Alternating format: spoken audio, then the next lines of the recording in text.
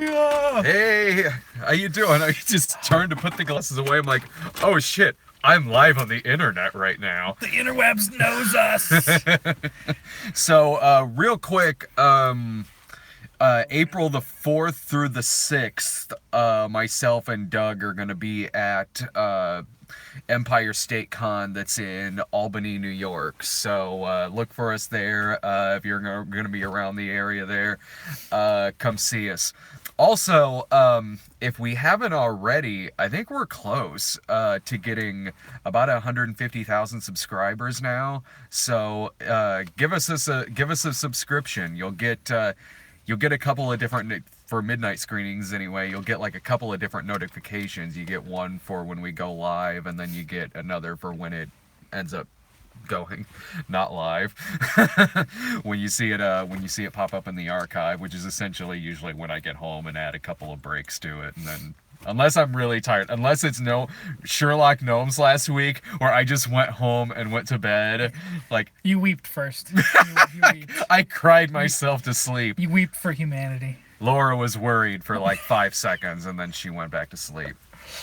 Anyway, we just got out of Ready Player One, in which we were overhearing the kids sitting behind us yelling about how not like the book it is, I guess. I've never read the book. You have, though. Yeah, I mean, it's most of the puzzles from the book do not take place in the same way that they take it in the movie because, quite frankly, some of the puzzles are just kind of boring. Like, they're not boring to read necessarily. Sure. But if you were to film it, like one of the keys is that you see the big race that they have in the trailers. Yeah. That's actually a race for one of the keys, and it makes it more exciting. Yeah. It keeps your interest more from a visual standpoint. Because if you're reading, I mean, it's there's enough in there that you're just like, okay, that keeps your interest. But going into a cave and shit, like in a movie. Unless you're on Dagobah, it just really doesn't work out usually. So Yeah, I mean, you've seen the trailers for the movie, or probably at least have heard a synopsis for it, in which it's 2045, and it's not post-apocalyptic, but it is very, very overcrowded. Especially where a lot of this is taking place, which is in Columbus, Ohio, and there are just stacks and stacks and stacks of trailers on top of each other, which are basically like the slums, and it's called the stacks in the movie. And everyone in this future is very much, they're consumed by nostalgia, and they're consumed by this technology in which you go into this oasis, which is this entire just virtual world where you can be anyone that you really want to be in it, but a lot of people are also like they're characters from either video games, books, movies, television, all that stuff. And you can go there's like casinos, there's dance clubs, you can mountain climb, the sky's the limit in this world, and it's very interesting to see that. And what this movie does well is incorporating in a lot of things that, and by saying a lot, I'm putting it very fucking lightly, but a lot of things that you recognize, but it's not. I see a lot of people online complaining about what this movie's doing because it uses very, very established characters all throughout the movie. You see it from beginning to end. But this movie's not, it's not Family Guy. It's not, we're gonna stop the plot because you think that's bad. Remember the time Roger Rabbit fucked Audrey too? It's not that. This movie's plot, its plot, its universe and everything is solely dependent on that being the case in this film. Right. So it's more akin, I'm not saying this movie's as good, but it's more akin to something like Roger Rabbit than it is Family Guy. Or like a modern day parody film where we're just gonna stop the movie because Gollum just showed up. And he's giving me a ring pop. Fantasy movie. Yeah, they don't. The only two that I can remember they actually call out are the Iron Giant. Specifically, it's very much plot related. Yeah. And then Chucky used yeah. as a weapon. Those were the only two that were specifically called out. The Shining. Oh yeah, I mean the movie The Shining. Yeah, that was. And when it's The Shining, which I did kind of enjoy how a portion of this movie just turns into The Shining, complete with central. I mean that was fantastic. Oh, how it looked. They went into the Overlook Hotel, circa Stanley Kubrick. It looked like they went to the Overlook Hotel, shot it, and then digitally put in the avatars. Yeah, and it was funny seeing a character go through that who hadn't seen The Shining. Like that was really funny, and things like that. And like you were saying with the Iron Giant, they're worked into the plot. They're not just there because, oh hey, it's the Iron Giant. Like no, they've set it up to where that is a plausible thing to happen in this universe, and I'm fine with that. This, again, like I said, it's not just referencing for the sake of just referencing. And if you just hate references in general, you won't like this. But at the same time, what the fuck are you doing on our channel? But no, I enjoyed how it was worked into this film. It made me, and when. I don't know. The Holy Hand Grenade of Antioch. That's the other one I forgot. Yeah, the Holy Hand Grenade's in it. That's factored into the movie, and it's used as a plot point in the film. To just kind of go after this movie because it has references just makes me think Twitter would hate Roger Rabbit if it were around in '89. Like, I'm not saying this movie's as good. I'm just saying that both movies work in their established characters into their universe and into their plot. I think the charm of Roger Rabbit is seeing the real world characters interact with the tunes. And the heart that's in there, which this movie's lacking that. It is. I agree with that. It's not the same movie. No, not at all. This one is much more of a VR version of It's a Mad, Mad, Mad, Mad World. Kind of, with again, like kind of established characters. It's, the movie, and again, like Roger Rabbit though, like, it is a movie that is, well, more so with this movie, but it's certainly a movie where its plot and characters are all structured around love for nostalgia, and it's how it's kind of shaped and really taken over their lives, because there's really not much else in this future that the movie is taking place in. And that's another thing that you just... you are seeing a lot of love letters to the 80s and the decades that, like, you and I grew up in. You are seeing that a lot more nowadays, which makes sense because that's always the case. I remember when we were growing up in the 80s and 90s, there would be love letters to stuff from the 50s and 60s. And you're seeing that a lot more now with the 80s and the 1990s. It's a cyclical thing where the people who are coming of age and starting to run and have these creative ideas are individuals that grew up in our age range, so they harken back to what they grew up and what they loved, and a lot of it was in the 80s, early 90s. There are some like modern characters that you see in this movie pop up, but let's be real, it's mostly 80s. It's mostly 80s stuff that you're noticing and you're seeing in the soundtrack, definitely. Oh yeah, there was no new song. Like, it was all, the entire soundtrack was 80s. Oh yeah, from the first frame of the 70s, movie. In one case from the 70s.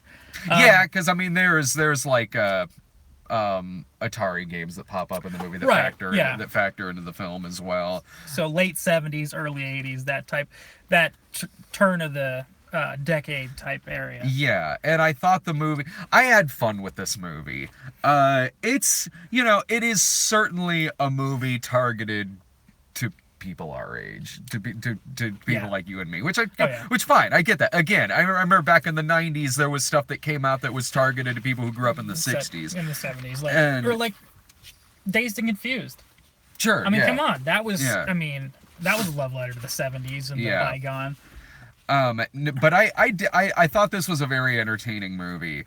You're right in that the movie doesn't quite have the heart that the top level Steven Spielberg movies do. I was never really that moved in this film than I was in the best Steven Spielberg movies. But as just a fun ride where it's this kind of scavenger hunt film, it works as that. It's got likable enough characters. It's got a pretty fun villain to it. And, you know, it's a movie where they're trying to find an Easter egg to get control over this oasis. They even call it an Easter egg in the film. So even that, it's making sense that the movie is just chock full of Easter eggs. If you're going around, if you want to freeze frame the movie, and just, you know, look, because we both noticed the Battletoads. Battletoads. They had me at Battletoads, these motherfuckers. They put them all in there. I'm like, you assholes. Yeah, and like that was cool because it's a big epic battle scene in which there are a bunch of characters. So the Battletoads just happened to be there, and that worked. They're just among thousands of other characters that are in there. Where the movie would kind of lose me in that regard, and it's a thing that I hate when I see this in stuff that's like this, it's when they don't have enough faith that the audience is going to recognize the thing that's front and center, so it'll cut to another character to say something like, "It's Mechagodzilla," or "It's Chucky." They do that a handful of times in this movie. Where I forgot about and Gundam. Yeah, there's a so there's more, I guess, than I realized. I mean, it doesn't do it. Like with the Battletoads, it doesn't do it then, or like a RoboCop I saw in there, and there was a marquee in the background that said Jack Slater. Right. Freddy Krueger was in it. Freddy Krueger, yeah. There's I can't remember what his name, but the main character from StarCraft is in it. Yeah. I mean, there's a bunch. There's a bunch in there. And it's not. It's one of those blink and you'll miss it type things, for the most part. Except for the ones we mentioned, but most of that comes like right at that last climactic battle is when they start throwing out the references.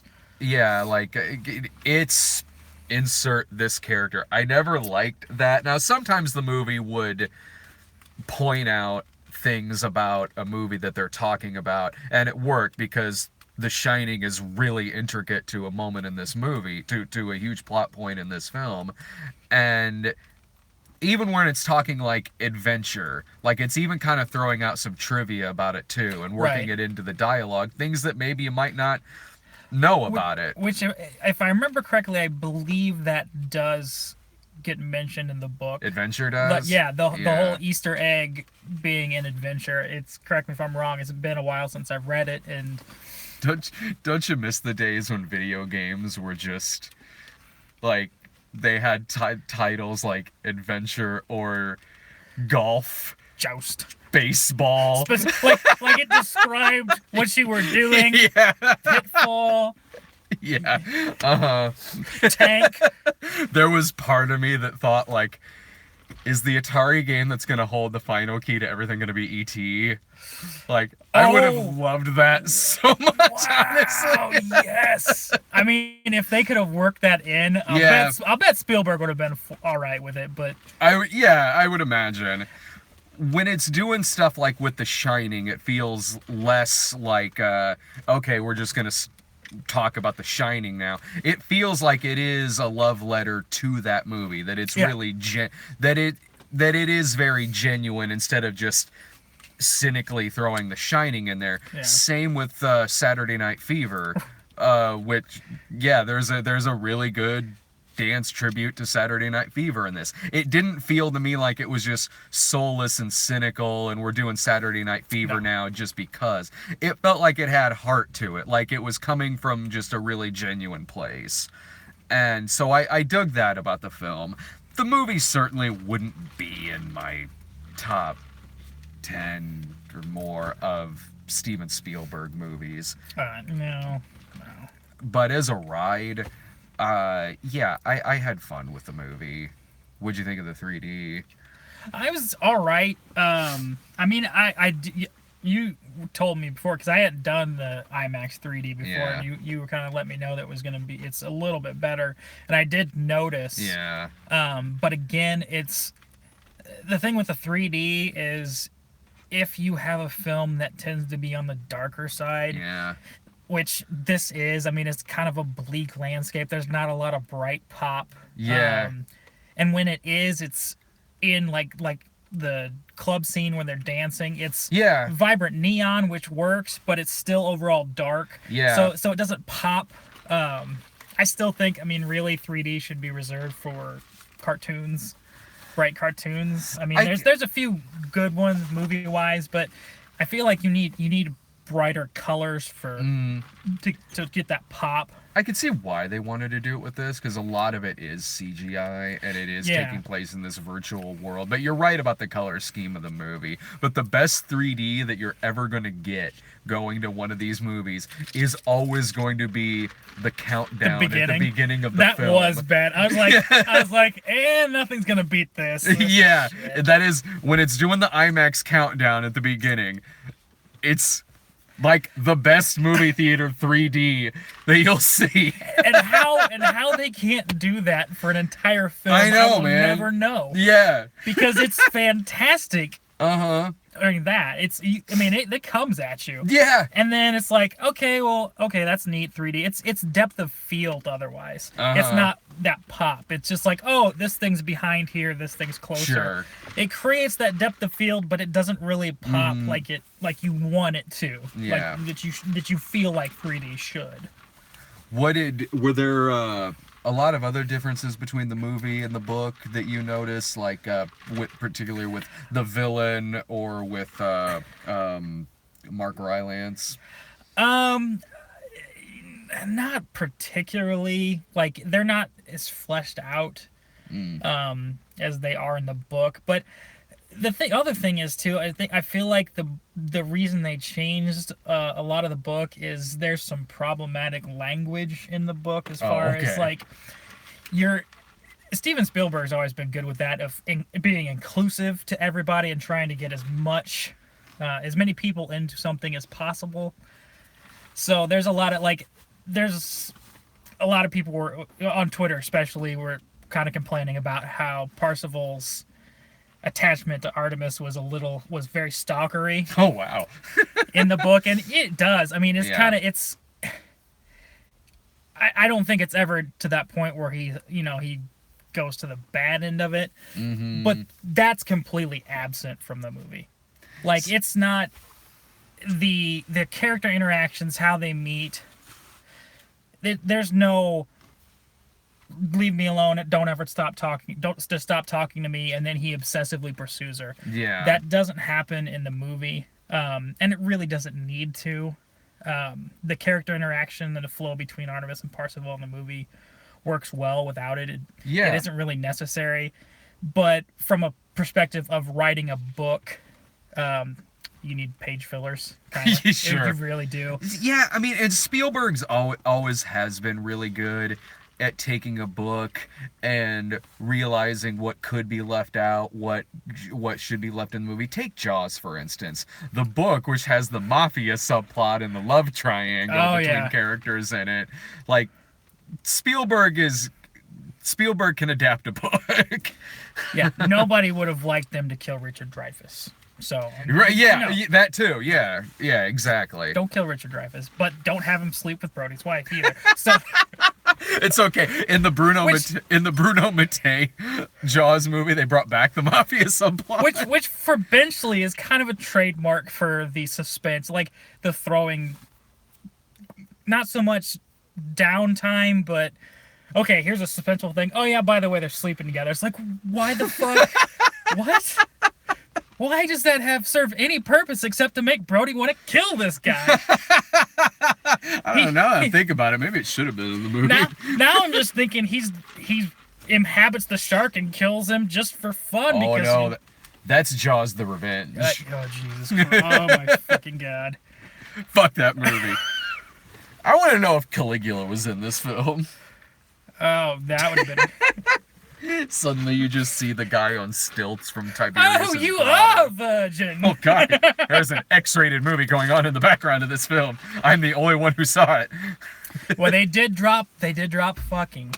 So They did say fuck. They get to drop their Yeah. one for PG-13 or 2 or whatever it is.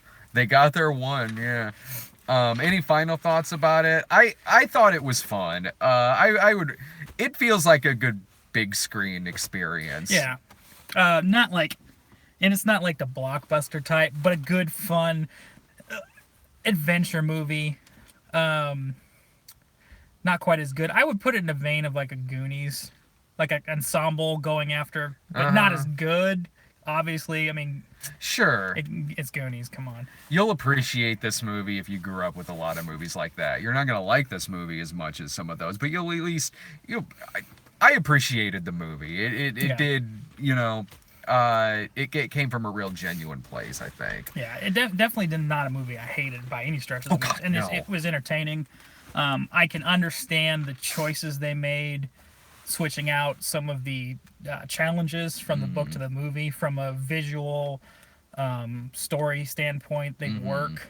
And the race is another way to get a shit ton more references in without even. Christine was in there.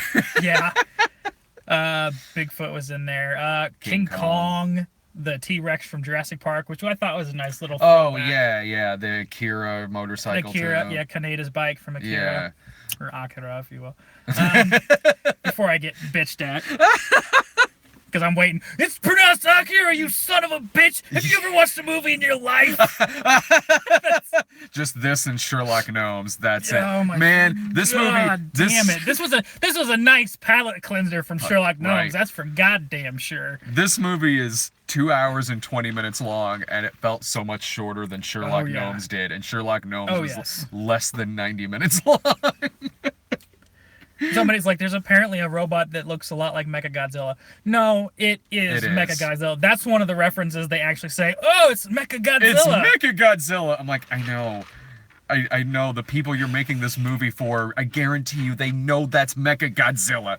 I knew it was him when he pulled out the little figure. You look, I'm like, it's Godzilla, and then Yeah. it became metal. I was like, okay, it's Mechagodzilla, and then It's Mechagodzilla. Yes, thank you. All right, tomorrow I'm most likely going to be at Acrimony. Some things came up. We are going to see God's Not Dead. We are going to see God's Not Dead at some point. Oh, no, it's not. But I don't know when. I don't know when. There is a slight delay with that. But it's that's one that Dave and I got to see together, so I can't. It's so like we've been there for all 2 of them before then. you don't have to do a damn thing. Oh, but again, you're a I do. sadist, so you're going to do it anyway. That'll be the most. Oh, that'll be the most viewed one of the year. I think the most viewed midnight screenings is God's Not Dead 2. This is the Blame most viewed. all of you. You're terrible for doing that. So it's not really one where I